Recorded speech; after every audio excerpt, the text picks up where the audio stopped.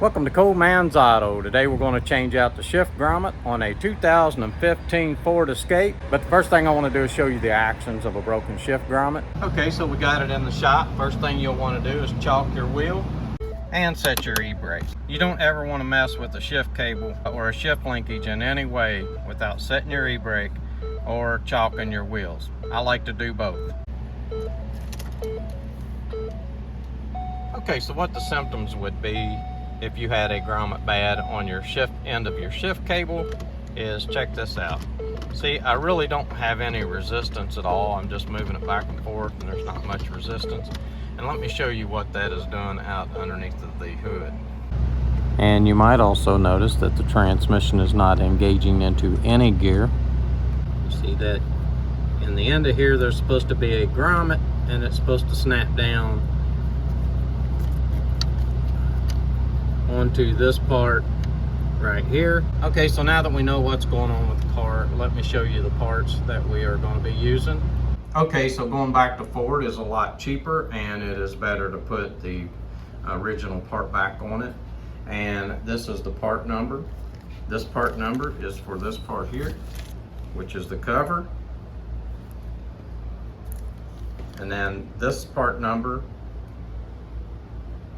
is the part number for the actual grommet. Okay, so let me show you how to put these on. I just want to let you know that all the way through this video, I call this a grommet, and it is clearly marked on the package that it is a bushing. So when you go to order your new part, look for a shift linkage bushing or a shift cable bushing. And we also have links below in the description for all the products that was used in this video. Check that out. Okay, so we're going to be using assembly goo to put on the grommet to get it to snap in. Okay, so what I like to do is put a little bit of assembly goo right on the outside. Just a film is all you'll want to put on it so that it'll snap in to the cable. I don't like putting grease down in that because grease will stiffen up over time and then it could cause you problems again. So I don't put anything on the inside where it snaps down on the shift linkage.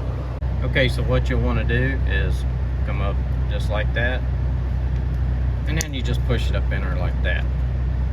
Not always do they snap in that easy, but that wasn't too easy. It just went in really well, and that's good news for me. I don't have to fight with trying to get this up in there. Sometimes you might have to maybe use a pair of pliers and get on the edge here and get on the bottom of it and kind of snap it up in there.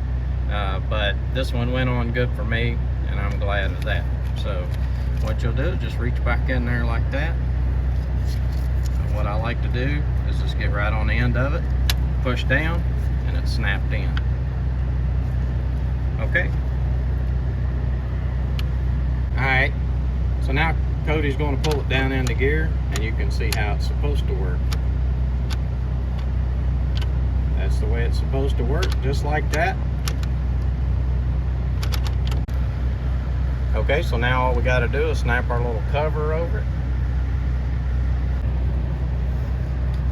If I can get down in here and get a video at the same time.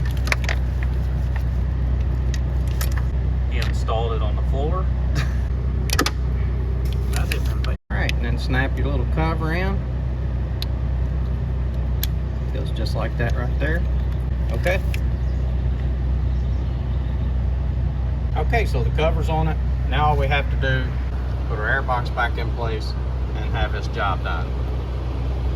The bad part about this is the customer had the vehicle towed to us and he was out of tow bill, and that's all that was wrong with it. If you go back to the dealer, you'll save money. The aftermarket parts are more expensive than the dealership parts, so check into that before you start replacing parts. This is Cold Man's Auto. Please like and please subscribe.